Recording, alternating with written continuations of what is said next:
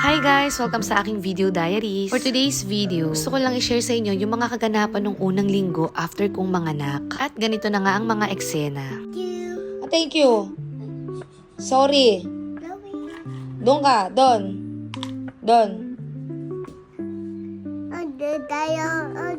Ganyan ang mga eksena after kong lumabas ng BioIn. By the way, bago ko ituloy itong story time ko, gusto ko lang pasalamatan lahat ng mga pumasyal at nagbigay ng oras para makita tong si Brisa at kamustahin ako.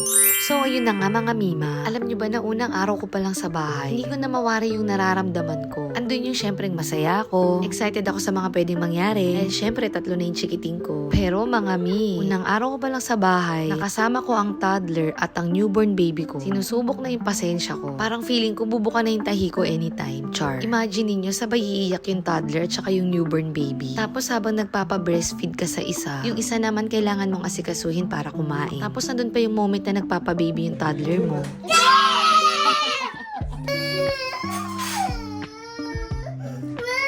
Ito lang din yung mga struggle sa akin ng mga unang linggo. Din yung mababa yung emosyon ko, yung pagod ako pero gusto kong kumilos, gusto kong gumalaw. Kasi naiinip ako kahit ang dami kong ginagawa. Tapos hindi ako makatayo ng maayos kasi ang dami pang masakit sa akin. Tapos sasabayan ng tantrums ang toddler mo. Yung ate naman magpapasimuno ng kakulitan hanggang sa mag-aaway sila. Tapos hanggang sa iiyak yung newborn baby. O diba ang saya-saya, anak pa more.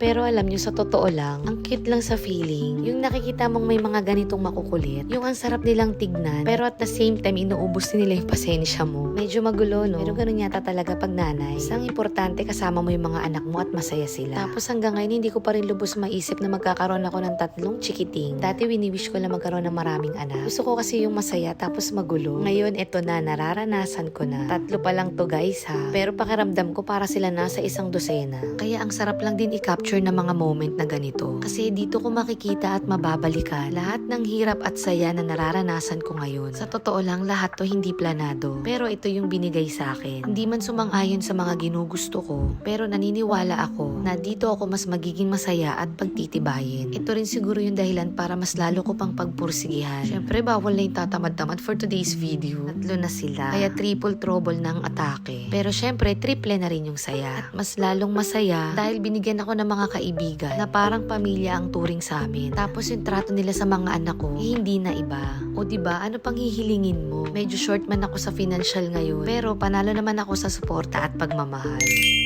Charot. Oy, pero totoo yun ha. Ito lang din talaga yung mga bagay na ang sarap ipagmalaki. Basta mapalibutan ka lang ng mga mabubuting tao sa paligid mo, dun pa lang panalo ka na. Anyway, si ilan lang sila tong mga nandito sa video. Dahil ito lang yung mga na-capture ko. Pero kahit walang camera, maraming salamat sa inyo. Alam nyo na yun. Bago pa tuluyang matapos to, wag lang sana ako ma-award ng airmats ko. Wag daw ako magkikikilos at baka mabinat ako. Pero baka mapanood niya tong video na to. Yan, mahahakot award na naman ako.